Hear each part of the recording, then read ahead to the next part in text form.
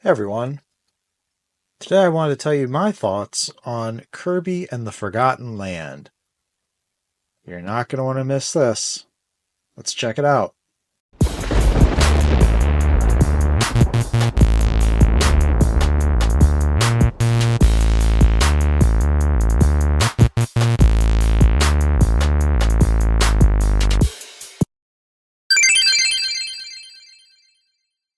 Kirby and the Forgotten Land is an action platforming game developed by HAL and released exclusively on the Nintendo Switch.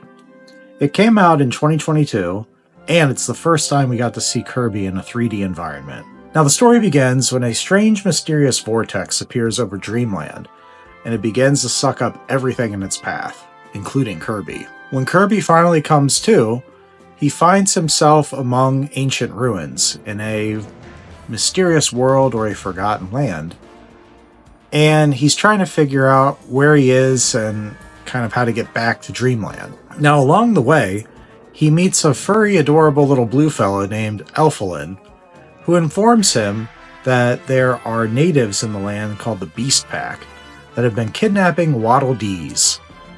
Kirby decides that he wants to help Elfilin rescue the Waddle Dees, so he goes throughout the different zones or different levels, looking to gradually free them and help them get back to Waddle Dee Town. Now, for the most part, Elfilin doesn't really do much or say much of anything. He just kind of follows you around, kind of like Tinkerbell and Peter Pan. However, later in the game, he does have a pretty major story arc that's integral to the game. Not going to spoil anything there for you, but a lot of the game that you'll experience as the player is more so just Kirby going from level to level, platform to platform, trying to rescue Waddle Dees, and basically help understand what's going on, how he got into the vortex, and how to return to Dreamland. For what it's worth, Kirby is as adorable and lovable of a character as ever. The 3D world really fits well here. In fact, it fits so well it had me asking, why haven't they done this before? It just naturally seems to flow for Kirby, and it feels like they've been doing this for many, many years or many, many segments of Kirby games, despite this being the first time he's appeared in 3D. So I was really compelled to kind of explore the world to see what else they had going on in each of the zones and levels, and I was really happy with the results overall of the game. Regarding gameplay, the controls of this game are very user-friendly and easy to maneuver. There's not a whole lot of complexity to the controls, which is basically what you really want and need out of a game like this. You have the standard jump button, the button to inhale food, and the button to discard your abilities that you have that you're wearing as a hat. And that's it. That's really all you need, and I like it like that. It's pretty simple. Now, the core mechanics of this game are designed in a way that's reminiscent to me of at least Mario Odyssey, where you have your different zones, you have your different levels, you traverse from level to level to try to advance, and you unlock different levels by rescuing a certain number of Waddle Dees. And at the end of each zone, if you will, there's a sub-boss, where to even have the ability to battle the sub-boss, you have to have completed a certain number of Waddle Dee rescues or other little criteria like that. There's also secret locations scattered throughout the map, and they have different treasure stars that you're able to capture basically by completing different facets of the level. Like there's time challenges, there's ability challenges. It really adds a whole different layer of complexity if you want to play those. But if you want to skip them, you have that option entirely too. You can just kind of truck through the main levels, rescue Waddle Dees, defeat the sub-bosses, and go to the next zone. I did find that it was pretty neat though if you completed a treasure map level, how there'd be different things that would unlock in Waddle Dee Town, whether it's certain stores, certain upgraded abilities, or just other fun things to go and discover. Now, playing through the game, I did find it to be well balanced. There was a decent amount of complexity built in, but the game was still simple enough. Like I didn't feel too challenged by it. There were certainly parts, certain boss battles where I died a few times. You would expect that. But I never felt like the game was unfair in its challenge scale. It was also pretty fun to go through and try out all the different abilities that Kirby had. Or conversely, if you didn't want to play with any of the abilities, you could choose to just go through it and not use any of them. It's really kind of your choice of how you want to play it. Kind of reminded me of Mega Man in that respect, where if you wanted to, you could use the abilities to make things a little bit easier, or you could just say, abilities aren't for me, I'm just going to inhale the stars that I find and shoot the stars back out and go through it that way. So overall, this game was a joy to play, honestly. I mean, it kept me engaged throughout. Everything was pretty tight with the controls and handling, and I enjoyed it. In terms of the technical aspects, I feel like this game performed really well on the Nintendo Switch. Now, I didn't experience any lag when I was playing it. There were no significant glitches or bugs that I felt. It felt like a perfect fit for the Switch, honestly. And, you kind of expect that, being that it is a Nintendo exclusive. I know there are some other games out there, like Legend of Zelda, Tears of the Kingdom, that had some frame rate issues or really struggled to put up with the performance. But I didn't experience that at all with Kirby. Visually, this game looks great. I mean, just check out the images here. There's nice, vibrant colors. Everything just looks fun and interactive.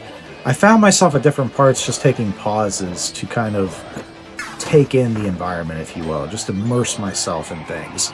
There's one part specifically here where there was water flowing, and I found myself kind of just stopping to watch the water flowing or jump in the water with Kirby's little life vest, which was pretty cute to see, and just see what happened with the physics of the water and look at the ripples of the waves and everything, and it really pulled me in, I've got to say.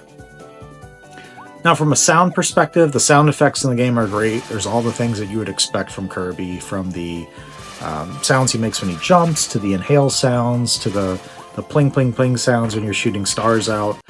And also the music was great. I mean, the music thematically fit each level, but it was also light and upbeat. It really helped kind of set the overall tone and vibe of the game, and I appreciated that.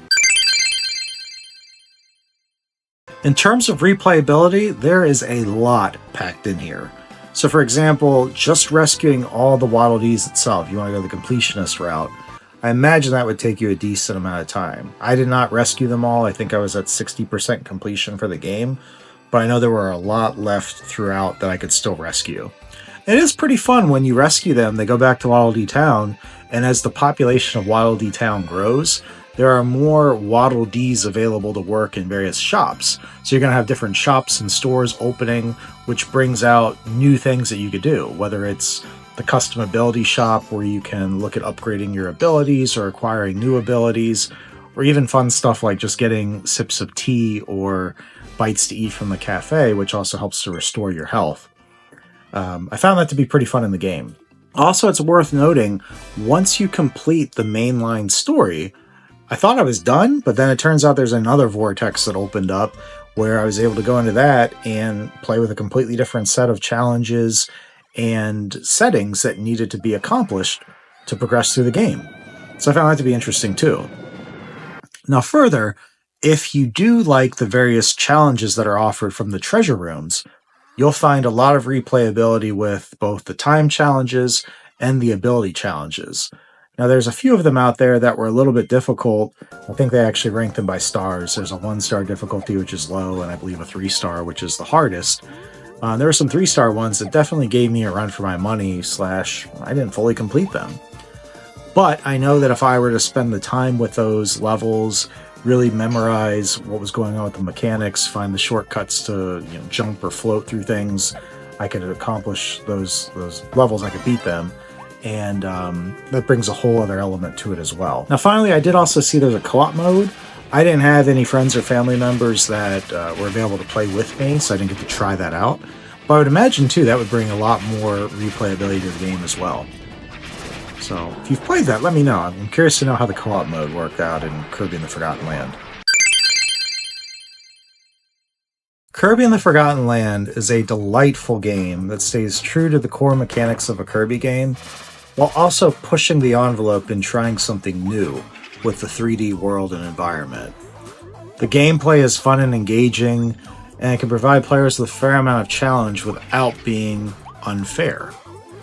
It is a ton of fun to swallow the car and drive around, and also what they did with the soda machine and being able to spit soda cans at your enemies. I really like the new abilities that they added to the game, and it brings a whole different level of variability and depth to the playstyle as well. Now, the only thing I can really say that's a negative is in terms of story, I found myself not really heavily invested in the story. I didn't really care about where it was going, and that's okay. I was playing the game strictly for the action and platforming experience that you would expect from a Kirby game. And it was a bonus that the game was in 3D. So for me, that really didn't detract from my experience at all. I went in not really expecting to be enthralled by the story. I just wanted to have a fun time playing, and it definitely exceeded my expectations in terms of gameplay. Like I said, I honestly didn't expect to go into this game with a Hideo Kojima level of storytelling, and that's fine. I just wanted a fun action platformer experience, and this game well exceeded my expectations in that respect.